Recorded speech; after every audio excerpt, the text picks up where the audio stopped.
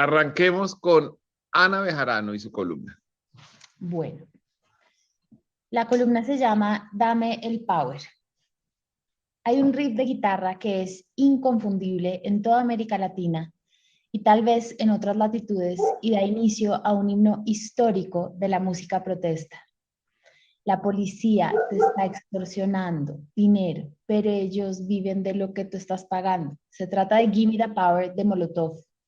La pieza fue grabada en 1996, 2 años después del asesinato del candidato presidencial Luis Donaldo Colosio, quien se había distanciado de los dirigentes de su propia colectividad, en ese entonces el reinante Partido Revolucionario Institucional, PRI.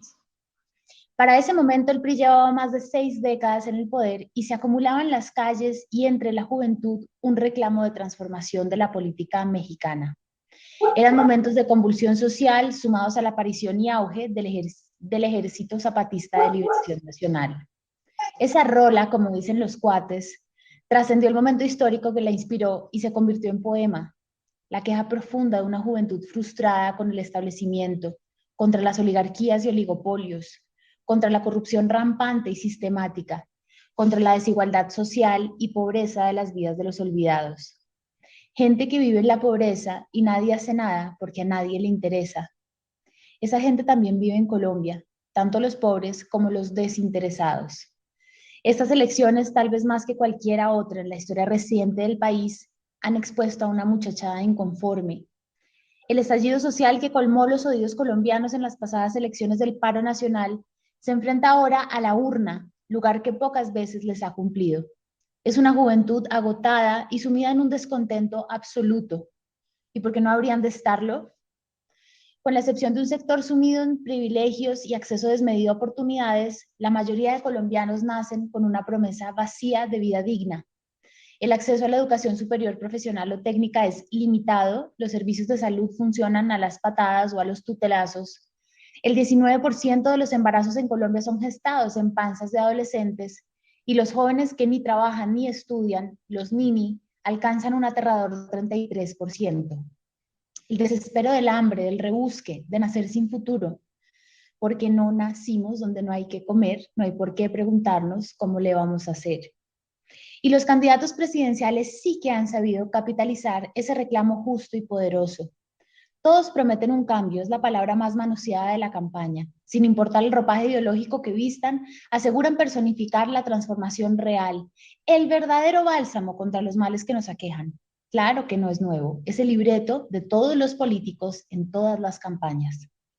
La promesa es enorme y casi incumplible, pero hay cierto sector cansado del cinismo y en esta ocasión ha preferido creer. Una juventud agotada que siente que nadie la escucha y busca con ansias un lugar en este país indolente. Dame, dame, dame, dame todo el power para que te demos en la madre. El genio de Molotov en esta histórica canción trasciende la maestría del ritmo y la melodía, porque no se ha escrito aún un mejor himno así de simple y universal sobre el desamparo de generaciones enteras de latinoamericanos. Es enorme como el reclamo que encarna. En 2000 la victoria de Vicente Fox en México puso fin a los 71 años de mandato del PRI. Cambiaron el PRI por el PAN y no pasó mucho.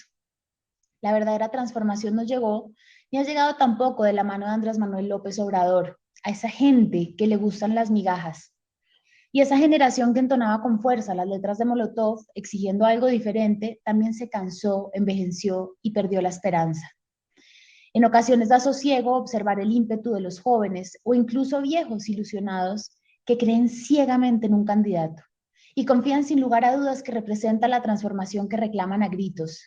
Pero esa esperanza se torna agria pronto al notar cómo se mercantiliza el concepto de cambio en la campaña y verlo reflejado en una cantidad de promesas irrealizables, gigantescas, casi risibles, como si ocupar la presidencia por 4 años fuese suficiente para refundar la patria. Si le das más poder al poder, más duro te van a venir a coger. Gustavo Petro ha pregonado su magnánimo cambio por la vida. Rodolfo Hernández es el cambio de lo antipolítico, de lo quito desconocido. Federico Gutiérrez es el cambio de la mano del establecimiento porque, como ha repetido, el cambio no puede ser un salto al vacío. Sergio Fajardo promete otro cambio, desde la experiencia y el sopeso. ¿Y qué pasará cuando sea evidente que ninguno de estos señores es la transformación real? que poco evoluciona, que prometer el cielo y entregar una nube cargada de truenos es simplemente el tráfico usual de los políticos latinoamericanos, que tal vez la condena de nuestras juventudes es estar eternamente desdibujadas y silenciadas, que su consigna es estar pidiendo el power a oídos sordos. Pues nada, será ponerse a oír Molotov. Esa es. Daniel Samper Pizano, ¿has Sí, escuchado? Perdón, Dani. sí, por favor, Me sí, pareció muy... ¿Tú has oído Dime, esa canción, Anita. Dani? ¿Tú has oído esa canción? Dani, ¿qué? Dani Samper Pizano. Sí, señora. La he oído en la voz de una gran cantante y abogada colombiana llamada Ana Bejarano. quien canta su mal espanta y aquel que llora lo mienta. Yo sé No, que no me es lo parece muy mío, interesante, pero me parece muy interesante. Me parece muy bien y qué sé yo, es una especie de evolución, no diré si mejor o peor, del canto de protesta. Es decir, siempre ha habido cantos de protesta, siempre ha habido hasta en el vallenato. Hay un famoso vallenato que le dice a Dios que es muy malo para las matemáticas, porque ha distribuido muy malas riquezas.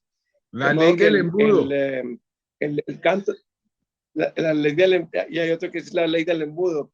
Y creo que siempre ha habido este tipo de cantos de protesta, es decir, los había hace siglos también. Es una evolución, sin duda, y en lo del power me parece muy interesante. Sí, además dice Ana una cosa muy cierta, que es que mucha gente se está manifestando hoy contra las oligarquías y contra los oligopolios. Yo quisiera respetuosamente agregar que también se está manifestando contra otros que parecen oligofrénicos, como el presidente Duque, que se atreve a decir que Colombia lo reelegiría si tuviera la oportunidad. Me parece, pero digamos, una afirmación muy controvertible. Aquí llegó Daniel Samper Ospina y no se va a escapar. Como llegó tarde, entonces quería que no le preguntáramos por el voto y todo. El gran Daniel Samper Ospina nos cuenta cómo le fue votando. Muy bien, muy buenas, muy buen domingo para todos. Ya aquí, qué Buenos pena, días, ¿qué tal? me estaba desplazando aquí a un lugar, a la finca. No, muy bien, ya voté, no había casi nadie realmente. Estaba lloviendo además, pero bueno, fui de los primeros en votar, ya pude votar y listo. ¿A ustedes cómo les fue? ¿Votaste caliente o frío? Voté un poquito tibio, yo creo.